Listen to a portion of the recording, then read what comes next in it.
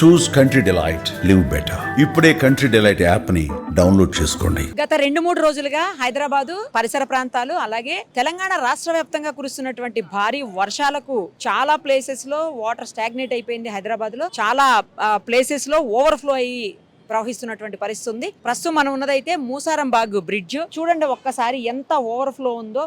General గా కాస్త వర్షం వస్తేనే ఈ ఏరియాలో ఎక్కువ నీళ్లు వచ్చేస్తుంటాయి. ఇప్పుడైతే పక్కకే అంటే ఈ బ్రిడ్జ్ ప్రాబ్లం ఉంది అని చెప్పేసి పక్కకి కొత్తది నిర్మాణంలో ఒక బ్రిడ్జ్ ఉంది కానీ బట్ ఆ బ్రిడ్జ్ కూడా ఆల్మోస్ట్ పై వరకు వాటర్ వచ్చేసినటువంటి సిచ్యుయేషన్ ఉంది. ఒకసారి మీరు చూడొచ్చు. పక్కనే ఉన్నటువంటి ఇండియన్ ఆయిల్ పెట్రోల్ పంపును కూడా క్లోజ్ చేశారు.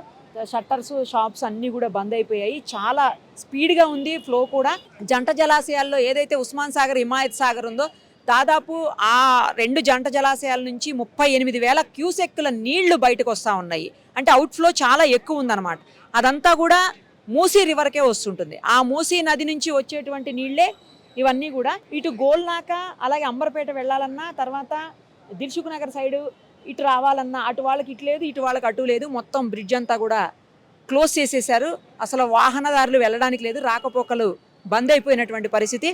ఈ ఫ్లో ఇప్పుడు కనిపిస్తున్నటువంటి సిచ్యుయేషన్ ప్రకారం చూస్తుంటే ఈ ఫ్లో ఇంకొక 2-3 రోజులు ఇలాగే కొనసాగే అవకాశాలు కనిపిస్తున్నాయి. సో ఇంకో 2-3 రోజుల వరకు కూడా ఇటు సైడ్ ఎలాంటి రాకపోకలు కూడా ఉండవు.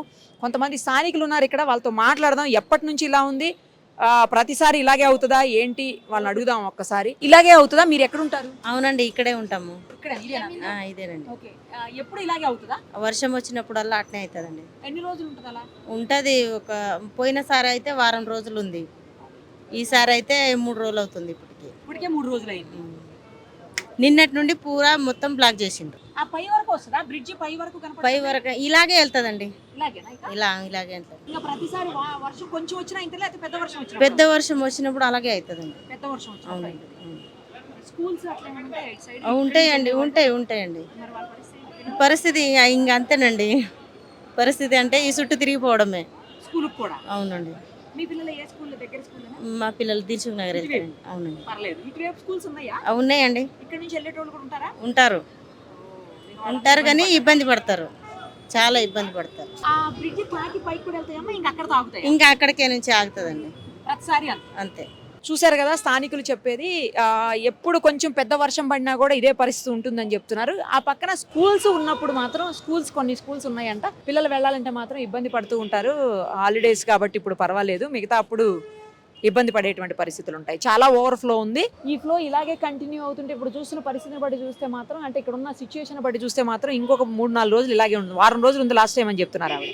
సో ఇంకో 3-4 రోజులు అయితే, ఇప్పటికే 3 రోజులు అయిందంట. ఇంకో 3-4 రోజులు అయితే ఉండేటువంటి పరిస్థితి ఉంది. అక్కడ చూడండి, షెడ్ కూడా పడిపోయింది. ఒకటి షెడ్ పడిపోయింది. ఆ బిల్డింగ్ లోపలికి వెళ్ళి కూడా నీళ్లు వస్తున్నాయి. చూడండి, ఈ బ్రిడ్జి మీద కూడా కొన్ని విమర్శలు ఉన్నాయి నిజం చెప్పాలంటే. ఎందుకంటే ఆలోచన లేకుండా ఇష్టానికి కట్టారు బ్రిడ్జిని అని చెప్తా ఉన్నారు. ఆ బ్రిడ్జి హైట్ కనుక కొంచెం ఉంటే అంత ప్రాబ్లం ఉండదేమో అని అంటున్నారు. స్థానికులు ఇంకా ఉన్నారు, ఒకసారి మాట్లాడదాం. శ్రీనివాస్ గారు, ఈ మూసారంబాగ్ ఫ్లైఓవర్ది, ఈ బ్రిడ్జిది ఎప్పుడు ఇదే పరిస్థితి ఉంటుంది. కాస్త పెద్ద వర్షం పడిందంటే ఇలాగే కంటిన్యూ అవుతుంటుంది. ఇప్పుడు అక్కడ ఏదైతే కొత్త ఫ్లైఓవర్ బ్రిడ్జి కడుతున్నారో దాని మీద కూడా కొన్ని వ్యాఖ్యలు, విమర్శలు ఉన్నాయి. హైటు ఇంకా కొంచెం పెంచి కట్టిండింటే ఈ పరిస్థితి లేకపోయేది, ఆ మాత్రం ఆలోచన లేదా, కాంట్రాక్టర్ ఎవరున్నారో వాళ్ళకి అని చెప్పేసి కూడా విమర్శలు వస్తూ ఉన్నాయి. మీ దృష్టికి వచ్చిందా? గతంలో 10 ఏళ్ల నుంచి మూసీ నది అభివృద్ధి పేరు చెప్పి కోట్లాది రూపాయలు కేటాయించడం జరిగింది. ప్రతి సంవత్సరం కూడా వర్షం వస్తుండే, కొట్టుకోబోతుండే, కోట్లాది రూపాయలు మట్టి పోసి ఏదో చెట్లు పెట్టి, ఇవన్నీ కూడా చాలా ఇబ్బందులు. గతంలో ఇంతకంటే చిన్న వర్షాలు వచ్చినా మూసీ నదిలో ఇండ్లని కొట్టుకుపోయి దాదాపు 10-15 మంది చనిపోవడం కూడా జరిగింది. ఎంతోమంది ఆస్తి నష్టం, పెద్ద ఎత్తున ఆ రోజులలో ఆస్తి నష్టం, ప్రాణ నష్టం జరిగింది. మరి ఇవన్నీ కూడా దృష్టిలో పెట్టుకొని నేను దాదాపు 10 ఏళ్ల నుంచి కూడా నేను లైవ్లో వస్తుంటే, ఇప్పుడు మా ముఖ్యమంత్రి రేవంత్ రెడ్డి గారు నేను మాట్లాడుతుంటే ఇబ్బందులు అన్నీ చెప్తుంటే ఆయన చూస్తుండే ఎప్పుడు కూడా అన్న. అవన్నీ ఆలోచన పెట్టుకొని ఆయన ఏం చేసిందంటే మూసీ ప్రక్షాళన అనేది ఒక ప్రాజెక్ట్ పెట్టుకొని దాంట్లో భాగంగానే హైడ్రాని తీసుకొని వచ్చినాక గత 4-5 నెలల కింద మేము హైడ్రా వీళ్ళందరం కలిసి ఒక 2,000 కుటుంబాలు ఇక్కడ నుంచి తరలించినాం. మూసి గర్భంలో ఉండే.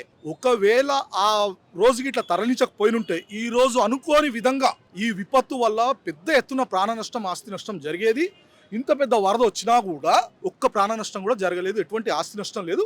విపరీతంగా అయితే వరద ఉన్నది. కాబట్టి మూసీ నది ప్రక్షాళన అనేది కంపల్సరీగా చేయవలసిందే, ప్రాజెక్ట్ కట్టాల్సిందే. దానికి మేము కేంద్రాన్ని కూడా రిక్వెస్ట్ చేస్తున్నాం. గత నిజాం ప్రభుత్వంలో కట్టిన గండిపేట కానీ ఉస్మాన్ సాగర్ కానీ ఈ రోజు వరకు కూడా ఎటువంటి చెక్కు చెదరలేదు.